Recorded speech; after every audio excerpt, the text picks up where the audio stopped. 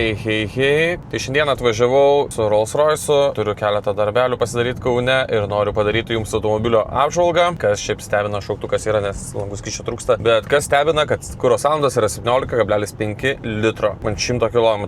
Ir tikrai važinėjant gan aktyviai, palyginus, kad tai yra V12 6 litro variklis, skaitau, kad labai geros sąnaudos. Tikėjausi, kad jos bus didesnės, nes kur turiu kitų automobilių su, pavyzdžiui, su 5 litrais ir V10 varikliu, tai kuro sąnaudos yra kur kas didesnės. Tai važiuoju dabar, plausiu mašiną, duosiu vienai reklamai nufilmuoti jį ir tada važiuosiu, padarysiu jums apžvalgėlę, parodysiu, kas gero, kas blogo šitam automobilyje, kaip atrodė iš Amerikos grįžęs ir panašiai. Žodžiu, netrukus pasimatysime prie garažo, eisim aplink automobilį. Atvažiavau į Imbrą atiduoti Rolls Royce'ą, kad išvalytų, padarytų. Noriu parodyti Imbrai, kokie yra trūkumukai ir ką aš noriu išspręsti. Didžiausia problema yra čia, yra paliktas lako perėjimas.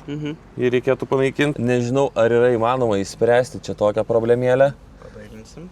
Kažkaip padailinti jo. Ir čia matau dažai yra palikti ant gumos, galima pavalyti gal. Ir manau, kad čia reikėtų poliruoti, nes čia yra dažytas kampas. Ir čia yra lako biškai per daug užpūsta. Ir yra tokia kerza palikta. Tai gerai. Reikėtų panaikinti. Nusiplausnys, tada įreisim iš viso, pasižiūrėsim tada, kas per situacijas. Jo, tai va, atiduodu Imbrai. Imbra paruoš automobilį pardavimui, sufotkins. Visą laiką visus automobilius varau čia, tai paprasčiausiai tiesiog surinkia mašiną, atvarai Imbrai, išvalo, supoliruoja, paruošia, sufotkina, atsiunčia nuotraukas ir dedu skelbimą. Čia antras modeliukas Imbra, žodžiu, greitai. Čia biškiuką pasitvarkė, čia viskas susipoliravo, atrodo kaip ir nice, šiaip mašinytė atrodo nice, viskas atsigavo. Taip. Čia susipoliravo, bagažinė poliravas buvo tokia šakų nubraukyta nuo stovėjimo. Čia nuimta kerza, viskas dabar lygu, gražu, kaip turi būti. Nu super, galim važiuoti automobilį fotkinti. Nu pažiūrim, kiek į Rolls Royce'ą tilps kuro. Yra range'as 44 km, beveik kuro nevėra. Einam pabandysim bako galimybės.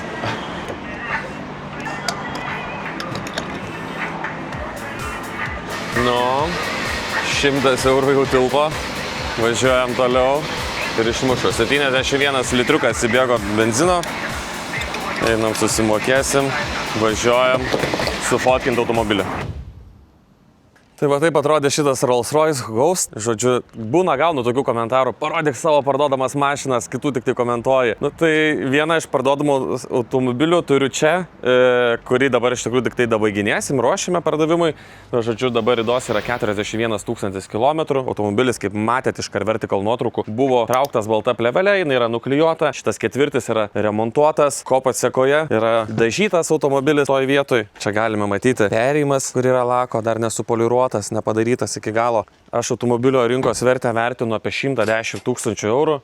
Šitą automobilį norėčiau parduoti, kad jau gauti į rankas 75 000 eurų, tai manau, kad yra pakankamai nebloga nuolaida, jeigu norės kažkas dasivestas smulkmenėlės, o jeigu žmogui netrukdys, tai galės ir važinėtis ir taip. Dar yra vienas niuansas, trūkęs dvigubas stiklas, visi langai buvo apklijuoti taip, kad buvo nepermatomi, tiesiog kažkoks kosmosas. Galinio lango nulupti negalime, dėl to, kadangi sakė, jeigu lupsime plėvelę, greičiausiai, kad nebeveiks lango pašiltinimas, tai žodžiu yra palikta taip, kad nesugadintų automobilio. O jūs, jeigu norėsite pasitikrinti savo automobilio istoriją per CarVertical, tai tikrindami VIN kodą naudokitės nuolaidos kodu VIGA ir gausit 20% nuolaidą savo automobilio ataskaitai.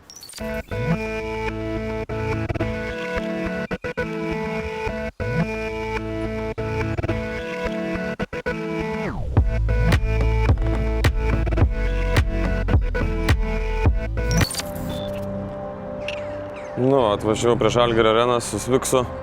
Čia jo nuostabusis automobiliukas, padarys jisai Rolls Royce'o fotosesiją.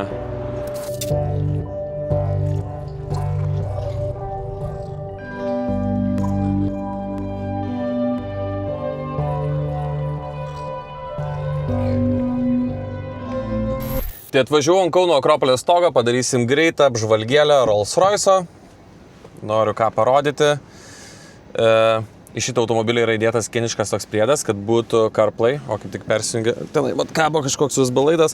Žodžiu, nėra labai įspūdingai veikiantis dalykas, nes jis, kaip minėjau, kiniškas, kadangi automobilis 2014 metų, šiaip tai operacinė visa tokia sistema yra kaip pas BMW įprastai būna, nes Rolls-Royce ar gamina BMW. Taip, toliau, aišku, turime stoglangį, turime nuostabų, apeikime pirmą ratu, turim tikrai nuostabų išvaizdą, man labai patinka spalva, man patinka, kad ne koks juodas ar baltas, o kad tiesiog kažkokia gražesnė spalva. Nors biški padulkėjo, nes dabar važiavau per žvyrkelius biškelį, bet vis tiek, kad išlieka jis vis dar labai gražus. Ženkliuką matau, esu išjungęs, kad kaip plovę norėjau, kad nuplautų ten viską taip gražiai, tai galima įsijungti. Faktas, ten elektrinė bagažinė ir panašiai, tai gal tokias smulkmenas kažkokias standartinės visiškai nelysime. Duris galinės daro į kitą pusę. Man labai gražiai atrodo, kad raudonas kilimas. Čia yra Ghost versija. Ghost versija yra biški trumpesnė. Yra Phantom, man atrodo, versija, kuri yra biški ilgesnė. Labiau skirta važinėti su asmeniniu vairuotoju. Šita versija, nors aš sakykime, esu 1,94 m, atrodo erdvės vis tiek pakankamai, nes priekinė sėdynė, atsiminkit, kad įtraukti yra pagal mane.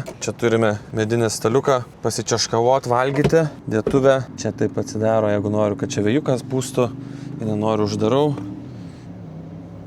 Angelės kažkokios pasikrauti telefonui. Galinės duris, o žiūrėk, čia ir vidurdukas yra. Galinės duris susidaro, čia tiesiog mygtuką paspaudus. Kad būtų patogiau turbūt. Tiesiog standartinės kažkokios dėtuvės yra. Cup holderis. Ir peleninė.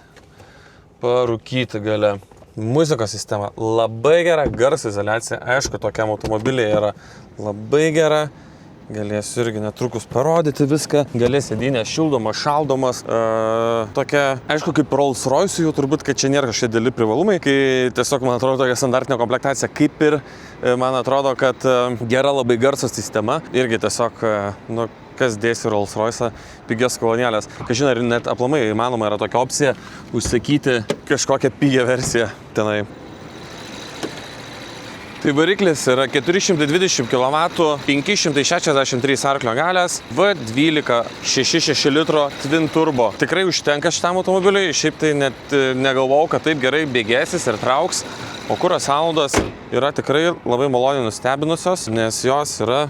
Tikrai aš nevažinėjau labai ramiai, o kuro sąnaudos yra 17,6 litro vidutinės. Ir atrodo, kad labai neblogos kuro sąnaudos. Ten mano M5 V10 tikrai daugiau kuro rydavo. Ir taip, gerai. Rolls-Royce yra nupirkusi BMW gamykla, tai čia dėl to yra BMW softas, 8 bėgių BMW dėžė, kuri nuostabiai veikia, tikrai visiškas BMW pasididžiavimas. Automobilis turėtų būti su skėčiais.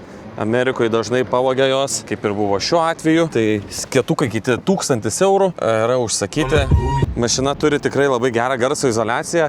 Tik nežinau, kaip reikėtų pademonstruoti tą garso izoliaciją. Žodžiu, mašinoje yra tikrai labai gera garso izoliacija, nes limuzino klasės vis dėlto automobilis.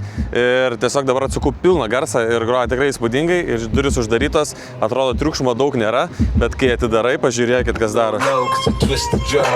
Tuščias automobilis sveria 2435 kg, 2,5 tonos, tuščias automobilis, įsivaizduojat. Automobilio ilgis yra 5,40 cm, plotis 1,95 m, gabaritai rimtai, labai rimti. Turi 780 N, iki 100 įsibėgėt gali per 4,8 sekundės. Gerai, prasildimas dabar. Nu va, 100 buvo jau. Žodžiu, iki 100 įsibėgėja, taip, kad stoglangį šnypšę girdžiu ir taip, kad panaudojo kokią 20 litrų benzino. Tai su tokia mase juda labai gerai. Aišku, turi, žinom, didelį galingą variklį, 6,6 litro twin turbo, bet palyginus pagal svorį, pagal variklį, 17,6 kuro sąnaudos, aš skaitau, kad yra labai geros. Dar šitas automobilis turi tokį fainą labai akcentuką, gamintojo padarytą, man atrodo, gal pas visus Rolls-Royce tai yra, kad kai važiuoji, visą laiką ant ratlankių logotipas yra taip, žiūrintis į apačią, žodžiu, įcentruotas. Mes turime video, kai važiuoja šalia automobilio, kitas automobilis ir mumis filmavo, tai būtinai pridėsim jums parodyti, kaip atrodo įspūdingai iš tikrųjų, kai šitas automobilis važiuoja eisme. Taip pat, žinoma, automobilis turi orinę važiuoklę, galima jį sudropinti, galima pasikelt. Pažiūrėkime, leidžiasi ar ne. Jo, va. Ir turi aukštas padangas, 285, 35 ir 21, tai dėl padangų, dėl orinės važiuoklės ypatingai komfortiškai važiuoja, žiauriai minkšta mašina. Ir toliau tokia, daugiau aišku kažko taip atrodo, daug nepapasakosi, turi tokių aišku prabangos detalių tas automobilis, bet ten kaip head-up ar ten dar kažkas, tai tokia atrodo visur randami dalykai. Ar tenai stoglangis. Nėra šitų Rolls-Royce lubų, kur šviečiančias, ne? Čia tiesiog tokia suskilutė moda. Bet žodžiu, labai atrodo komfortiškas, geras automobilis. 41 000 km rida. Super variantas. Iš tikrųjų, rekomenduoju pabandyti bent gyvenime kažkada pasivažinėti tikrai su tokiu automobiliu. Jausmas komforto yra nerealus. Tiesiog nei vienas Simakas ar S-klasės Mercedesas to neperteikia, ką gali perteikti Rolls-Royce'as. Iš tikrųjų, net su Bentliu man nebuvo. Tai buvo malonu važinėti, kaip malonu važiuoti su šitu automobiliu. Tai Rolls-Royce įdėjau jau į lietuviškus skelbimų portalą Autogidas. Naudokitės ir jūs Autogidų su mano nuolaidos kodu VYGA gausit 25% nuolaidą savo skelbimui. O Rollsą galite apžiūrėti nuostabias nuotraukas, kaip atrodo išbaigtas automobilis. Kiek pinigų prašau, kokia rida, žodžiu, visa informacija, VIN kodas, viskas yra Autogide. Naudokite, žiūrėkite ir pardavinėkite savo automobilius per autogidas.lt. Gerai, tai apibendrinant, Rolls-Royce'as iš tikrųjų pasakiškas automobilis, kiekvienam rekomenduočiau gyvenime tokį pavairuoti. Žiauriai komfortiškas ir dažnai juokaudavau, kad automobilio vairavimas prilygsta lyg laivų plaukimas, kad pasivažinėjus su Rolls-Royce'u turėtų duoti laivavedžio pažymėjimą visiškai nemokamai. Net būdavo prisiparkavus, sakydavau, įdomu, kur čia yra inkaro išmetimo mygtukas, jisai toksai didelis ir toksai laivas. Tai va dabar atvažiavau kaip tik buriuoti ir plaukėti su laivu, nes po Rolls-Royce'o tai galiu daryti labai lengvai. Žodžiu, o jums ačiū, kad žiūrėjot, tikiuosi, kad patiko, parašykit komentarą, paspauskit subscribe, paspauskit laiką, parašykit, gal norėtumėt pamatyti dar kažkokio automobilio apžvalgą, o aš einu buriuoti ir galvoti, ką jums nufilmuoti toliau.